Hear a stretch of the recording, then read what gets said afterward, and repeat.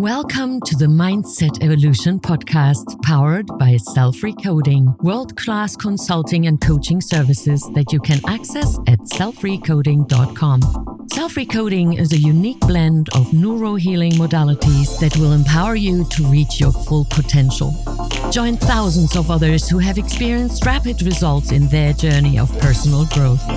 Now enjoy our show where we bring you tools for a powerful mind with your hosts, Kathi and Daisy. And hello, everybody, and welcome to another episode of Bold and Blonde Mindset Evolution, the podcast that gives you tools for a powerful mind.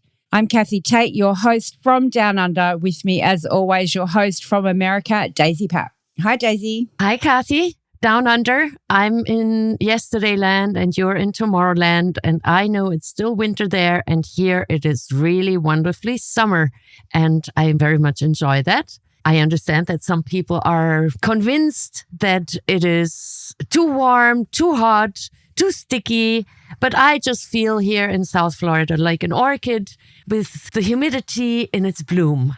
Yes, humidity, I bet. I don't know whether being freezing cold is better than being stinking hot, to be honest with you. For me, clearly warm and hot, and Florida is better than cold to me. But that is my subjective experience and my subjective perception. For sure. And I respect everyone else's if they prefer living in Norway or prefer living in cold temperatures high up in the mountains.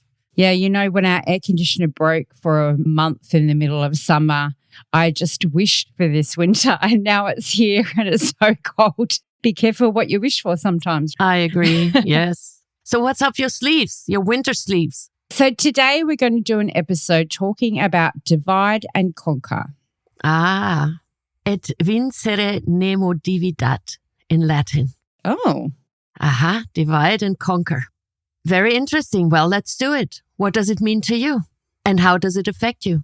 And how do you observe it affecting other people? Yeah, it's an interesting one. It's one of those, well, like you said it in Latin, it's been around forever. And I guess it was taught to me as a war tactic to divide and then you would conquer. And so by dividing your opposition, you can make them weaker. Yes. And I guess that's what the saying means to me.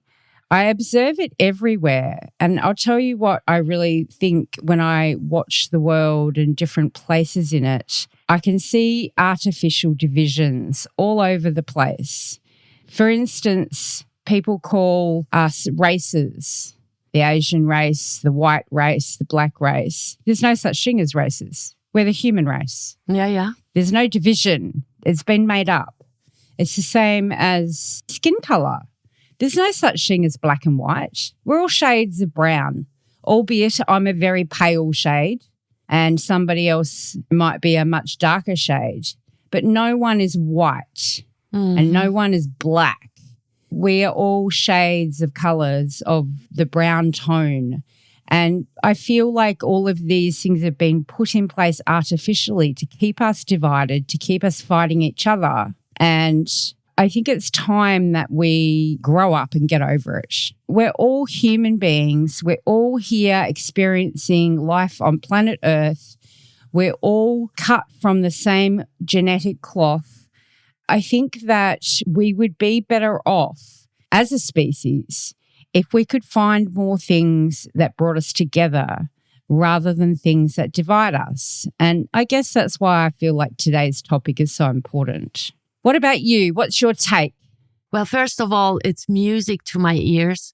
Let's find what we have as a common denominator that is absolutely up my alley. And that's what I'm working for. That's what I'm living for. That's why I'm doing so much charity work to support humans to understand that and to bring it closer to their awareness. Now, back to the color. First of all, it is about pigments and pigmentation. And I think if we would say and speak about pigmentation levels, but now, why is it important in the first place? I didn't choose my skin pigmentation. Did you? No. I don't know anyone who did. I was a guest on a podcast with a young gentleman, Benjamin, from Ghana. He is a beautiful human being, inside out. And based on our skin pigmentation and hair color, we were very much the opposite because he had very dark hair, very dark skin, and I had bright skin and bright hair. Now, within 10 minutes, because he asked me to do so, he didn't say I should do it in 10 minutes or in 5 or in an hour or in 10 weeks or 10 years. He asked me, how can we stop racism?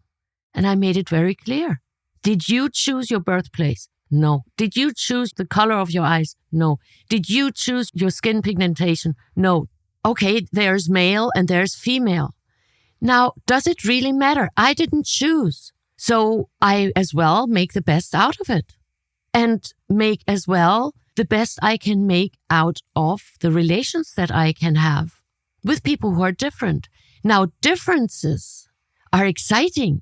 And I totally agree with what you said that is taught in schools, because that saying, divide and conquer, is oftentimes mentioned as divide and rule, because it's easier to rule people then.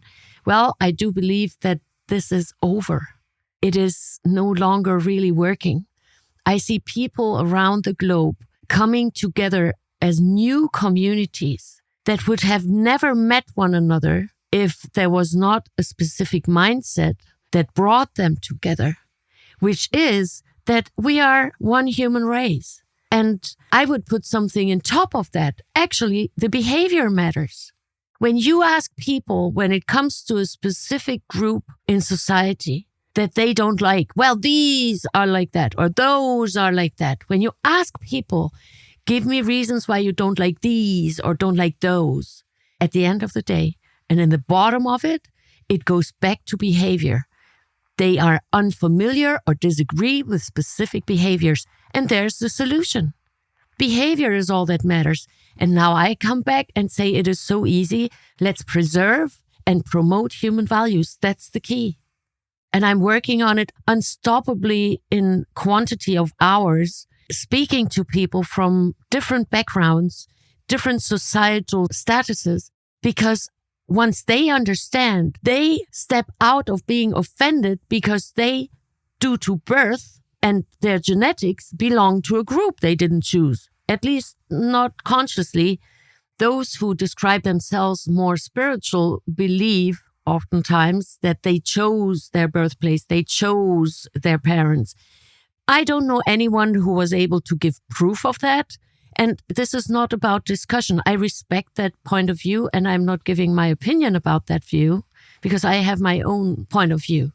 Now, the question is, as I don't know anyone who can prove to me right here, right now, as a human being alive, that they chose, not based on some scriptures, not based on some spiritual teachings, that they chose where they were born, their birthplace, the citizenship that they received. You know what? I'll jump in quick because I'm not sure it matters if they chose it pre-life because you don't know when you get here. Let's just say they did, but you're born a baby with no memory. So with no memory, you don't have power of that choice anymore. It's done. You're here and you lump it. Well, I agree with you that it really doesn't matter. Did we know, did we choose, or didn't we? Because in this life, we didn't. Once we are born, it's done. Yeah. And then we are receiving, or a citizenship is forced upon us in those countries where there is rarely natural birth happening. And then you get that stamp and then you belong and you're part of the system. Now, I think it is a good idea to, from an elevated point of view, just step out of the system. Meaning, okay, people say that these sort of people are bad or those sort of people are good.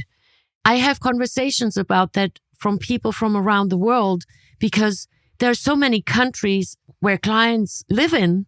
I treat them the same way and they treat me the same way. Are there cultural differences? Yes, but we speak about what is common and what works for all humans because, for example, Max van Neefe, the 9 universal needs that all humans have, we made an episode on it. So it is important to see, okay, so there are universal needs. Now, therefore, when we focus on that, then maybe the greed can also dissipate. I don't know anyone who took anything materialistic with them after their last breath. I'm not talking religion. I've not seen anyone. When you look at archaeologists, and I'm not questioning why people did in these eras what they did, but there were found some bones with lots of gifts, gold and coins and all sort of beautiful valuables. Does it really matter? I believe that when we start focusing on the experience of life and the quality of the experience of life, then many things just dissipate. I think they just disappear. So I think. I'm not saying I'm right. You asked me what I think. I think it's very interesting, all of those things that you've said. And I do agree that the values that we have are key. And I think one of the keys to getting to that is to understand that our world is made up of many cultures, many backgrounds, and each of those cultures have values that they deem to be important. And I think if we can find the common values across all those cultures, then we've got a starting point. Because I do believe that we do have common values across the world. I agree, yes. Clearly, traditional values may vary, but that is okay. Yeah, well, like you said, differences are exciting. And I think we just need to find the space where we can celebrate the differences, but also find our common ground so that our behaviour is based on those common values. If we had some sort of set of values that everybody agreed to adhere to, I think we'd have a very different world. And this is one of the reasons that I do like the 10 Commandments. I'm not a religious person. You probably know that after 3 years of listening to us. And I don't personally believe in organised religion, but I do feel there is some good in something like the 10 Commandments. Totally. They're a set of rules to have an ethical standard to live by. And moral. Yes, ethical and moral standard. And I think that humanity needs that standard. I think that if we don't have a standard to hold ourselves to, we slip very easily. I think it's part of our nature. And so if we could implement something like that, and I don't know how, but all agree on that, then we would have a world that had a lot more tolerance, a lot more understanding, a lot more patience, because it would start with something good. It would start with something we base our lives on, something positive that is good for all people. There has to be a starting point in order to heal us. At the moment, we are so divided. There are so many negative things happening all over the place, even down to clips online where people are just fighting and crazy. I don't even understand why they're doing that. And I guess it's coming from a place of being hurt and being angry, and it turns into something else and they have no outlet, and so they're acting out this way. We need to find solutions that can help heal all of this hurt and anger that's flying around the world, so we can bring in love and support. Because at the end of the day, we are all the same. We might be born in different circumstances, but we're all human beings here. I disagree that we're all the same, because we're all unique in my vision. That's how I see it. I think that it is a big question to ponder on. Is it enough to heal the inner world and the hurt and the frustration and the anger? Or is it maybe more important to prevent future hurt, frustration, and anger to happen? I think they go hand in hand. I think that we need both. Yeah. And when I say we're the same, I mean you're a human being, I'm a human being, that person over there's a human being. We're all here being human beings, and that makes us have common ground. You're not born better than somebody else. You might have different circumstances. That's what I mean by the same. Of course, we're all wonderfully unique. And wouldn't it be boring if we weren't? I think we have different talents. We have different strengths, different interests. And I listened to, I consider him a very wise man. And we had a conversation about how to stop the fight and how to make more peace. And he said, there cannot be peace until there is no peace found between the male and the female. Also energetically, there cannot be peace. And that's where it starts. Accepting others for their otherness. Respecting others for their otherness, because I want to be respected for my uniqueness. And so do they. In many episodes, I mentioned that overnight we would have a different society globally if we would just overnight hold ourselves to the 10 Commandments. Nevertheless, I think there's one that really stands out to me. Don't do on others what you don't want to have done on yourself. Is that correct? Close enough. Don't do unto others as you would have them do unto you. Something like that. I know what you mean. It means treat other people like you want to be treated yourself. Okay. Now, but here comes now a very special point, I think.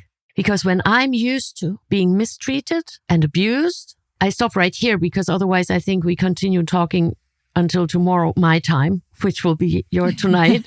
And I understand that we have a time limitation on our episodes. But I so wholeheartedly agree, let's stop the divide and conquer. How can we start? Self. That's the only territory where we can start. Notice when you make differences. Notice where they come from. Are they really your opinions, or are they some rules that you adapted to and adopted? Are they cultural? Are they regional? Are they societal? Are they habitual in your family? Where do they come from? And are they really still relevant and serving you and supporting you in your life that you live right here, right now in the 21st century? I understand that when we look back at history, some rules were very important during different eras. We don't live there anymore. And I have a great example of someone I don't want to describe too closely because he might be recognized. But he's that big man, tall, strong, extremely strong. And he has a young family, relatively young family. And he is known to be very professional, not very humorous, punctual, and a little bit on the unfriendly side as he appears. Not with me. Why? Because I treat the humaneness within him. When I see him, I hug him and I say, hey, how are you doing? And then he giggles a little bit, ha, ha, ha, because he's not used to that. And he says, I'm not even giving my mom a hug. Well, that's how he grew up. I respect that. But how I get in touch with him, it tickles something in him where he can then live that soft side, although he is very masculine and very strong. So when we just respect others' otherness and be as friendly and humane we can be, then we can also tickle out the humaneness in others. Look, I really do not like dogs when they kiss me, meaning they lick here and there. I can't stand it. I don't know why. It's just for me not very pleasant. But then yesterday I saw this cute little rescue from Mexico, and that dog was so cute and it kissed my toes. And I said, oh, you're kissing my toes? And it looked at me and just waggled the tail, and it was okay. So that dog brought out something in me that it wasn't so weird and awkward. It's really not life-threatening when a dog licks me. I just don't like it. But the way that dog came forward and that attitude brought out something that made me just disobey my own rule. I'm just going to throw out there, I'm glad it was your toes and not your face. No, I didn't pick up the dog. Yes. But yes, I get your point. And I also believe that respect is one of the paramount values. And it's certainly a line in my sand. After many experiences in my life, I have learned that is one of the things that I will not live without when it comes to a relationship. Yes, and I agree with you. Now everything is a relationship. Even your desk, your computer, You have a relationship with your computer. You have a relationship with your mic. You have a relationship with your headset. You have a relationship with your desk, your carpet, your door, your windows. How do you treat it? Do you treat it with respect? Now, because we know that children don't learn what they are told to do, but most they learn is by observation. That's, for example, why children usually don't come home wholeheartedly excited. Yes, I can do some mathematical equations because mommy and daddy are sitting there. They do it in their spare time. They just love doing these mathematical equations. Very rarely happening. So what do children learn? Well, do your math. I told you, you must be someone. Learn your stuff.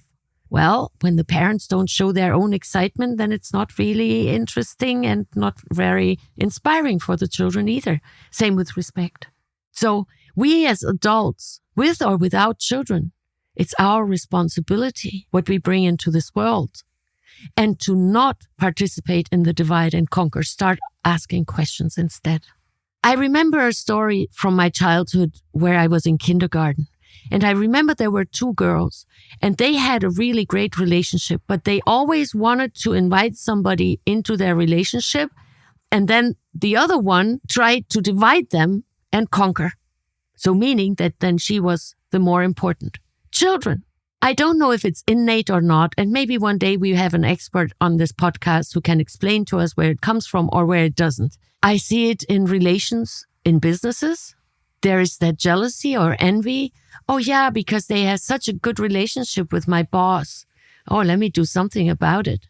Then they start speaking poorly about someone so that then maybe the boss, if he is not aware enough, will maybe disregard or start distrusting the one that he was close with. So we must stop it in our own life. When I want to be part of something and I want to participate, I can say, hey, I'd like to participate in that. And based on my behavior, I will be invited or not. And maybe I'm not a good fit. I can accept that too. And I'm going to tell this story. I don't know who wrote the story. Otherwise, I would give credit to the author. A father bought a car long before the daughter turned 18 and had a driver's license. So the daughter's birthday and she gets her driver's license and she's 18 and she got the key. And the father asked her to drive the car to a used car dealer and ask how much money he would give for the car. And she came back excitedly and said, oh, well, they said the car's really used and a little bit worn. And so they would give us $1,000. The father said, okay, go down the street to the pawn shop and ask them how much they give you for the car. So she drives there, she comes back and she says $500 because they said the car's really used and a little too old. And then he said, go to the automobile club. And the daughter drives there. So she's practicing driving in the meantime. She comes back excited and tells her father, somebody offered $100,000 for the car because they say it's such a rare car.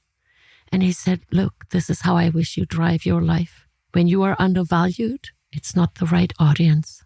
And when we realize that, it is not necessary to divide and conquer. Find your peers. When you like extreme workout, find the people who are into that. When you like yoga, go to a yoga class. When you like meditation, go and meditate. When you like talking, go to speakers clubs. When you like reading, go to the library or book club. We are so many. And those who are interested in something that they value will be excited about you valuing it too. And instead of I must divide because then I gain something, I do not believe that anyone gains when we divide. Unless my eggs, when I divide the yolk from the egg white, then I benefit. But other than that, I like the advice to find your peers. I think that's really good advice. I think that is a great way to celebrate our differences. And I don't think there's anything wrong with being different. I think it's how we put it into action that matters. How we treat it that matters. Like you said, it comes back to behavior. That is the key. However I look and wherever I look, I come to the same conclusion every single time. Human values, developing them from young age and developing them now in the teenagers and in the adults, the young parents, the mid-aged, the elderly, because that is what brings us together. And then we can celebrate.